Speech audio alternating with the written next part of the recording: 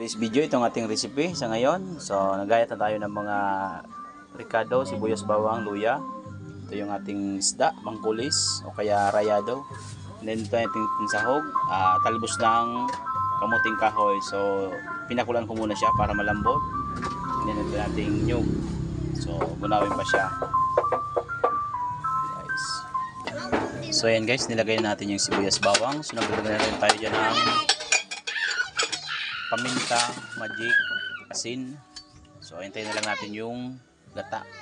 Yan, yung plastic mabutay yung pa yan yung kuwan. Yan na guys, nilagay yung gata. Yan, nilagay na ni Langga. Yung gata.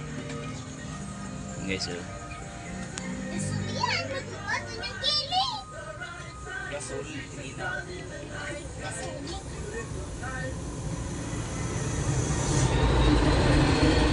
Ilagay na guys ni Langga yung gata.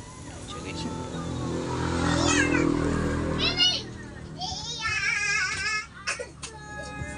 so yan na guys, ilagay na yung gata. So hintayin din natin siya maluto. Yan. So yan na yung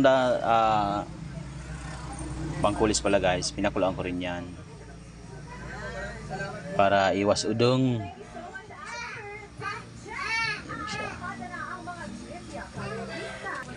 Guys, kumukulo na siya. Wala kasing kamatis, so maglalagay na lang tayo ng supa.